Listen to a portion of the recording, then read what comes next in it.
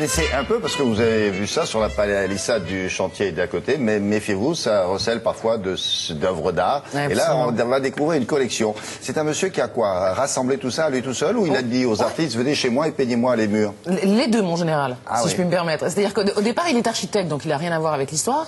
Et justement, il est tombé amoureux des peintures qu'il voyait s'étendre sur les palissades de ces chantiers en pleine ville. Et il s'est dit, mais c'est trop injuste, voilà des œuvres qui sont amenées à disparaître, alors que moi, on me demande de graver mon nom pour l'éternité dans les murs. Et donc, il a décidé de réunir tout ça, et il a créé un atelier complètement unique qui se trouve à Boulogne-Billancourt, où se retrouvent les légendes de New York, du Bronx, ceux qui ont... Mais il y a un peu de tout dans cet art-là. Ah mais complètement, c'est particulièrement riche. Il y a du n'importe quoi, puis il y a des vraies œuvres.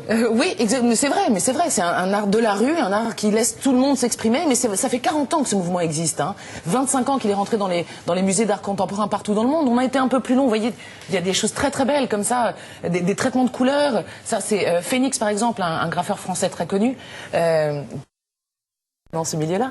Et c'est vrai qu'en France, on a mis un peu de temps. Pourtant, certaines toiles s'échangent maintenant à 50 000 € en salle des ventes. Hein. Pour certains, Taki, par exemple, un des précurseurs mais new-yorkais. Mais ce ne sont pas simplement des signatures comme on voit sous les ponts du RER. Ça, c'est le tag. En fait, le graphe, c'est l'expression ultime du tag. Le tag, c'est la signature. Et on peut comprendre pour ces... Voilà, déjà... ça, par exemple, ça, c'est quoi, ça? Ça, c'est moi.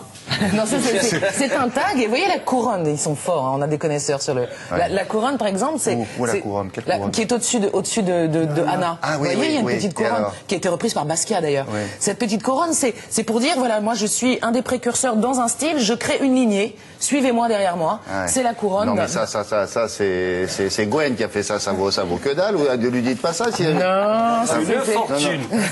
Ça vaut rien du tout, mon petit Gwen. Allez, on va regarder votre reportage. Oui, ça Boulogne-Billancourt et c'est un vrai passionné, passionnant, vous allez voir ça.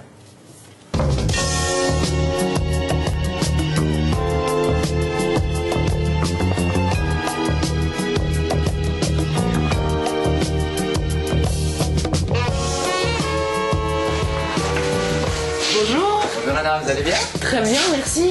C'est une lieu incroyable. Oui, c'est vous êtes à l'atelier du tag où la collection se fait, évolue et continue d'exister.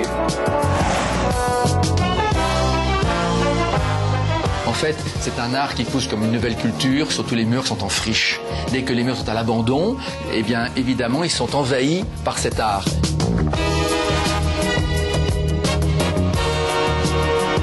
Je présente moins le tag que l'art du tag. Cet art du tag, elle s'appuie sur l'œuvre suprême qu'est le graffiti, qui peut demander des jours, voire des semaines de préparation.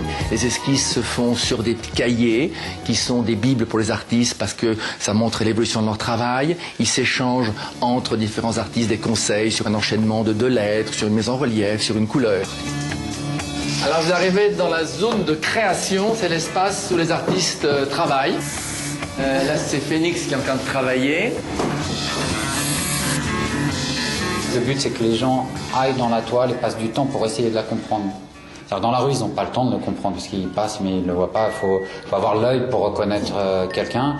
Et là, ils ont le temps de se poser, d'essayer de comprendre la calligraphie.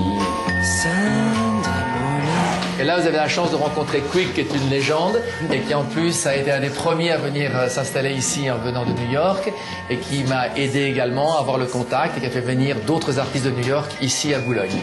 Lynn Felton. Nice to meet you.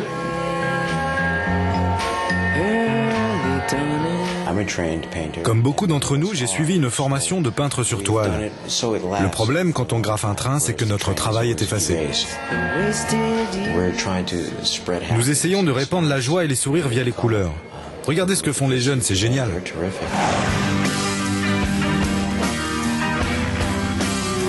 Ils se connaissent tous et non seulement ils se connaissent, mais ils connaissent le grade de chacun car il y a une hiérarchie généralisée dans cet art et il y a un respect immense de cette hiérarchie. Alors vous le voyez ici parce que vous avez des traces de leur passage avec des tags, que certains tags sont conservés, d'autres sont taillés comme on dit, c'est-à-dire qu'un autre artiste est venu le recouvrir et que finalement à force de passage, seules les œuvres des plus grands restent, comme ici vous avez le flop de Sin ou le flop de Quick. Alors le flop, c'est une signature améliorée, c'est un mi-chemin entre le tag et le graphe. C'est un sceau, c'est comme le sceau du chevalier, c'est un sceau, c'est une marque de reconnaissance immédiate, ce sont ses armes.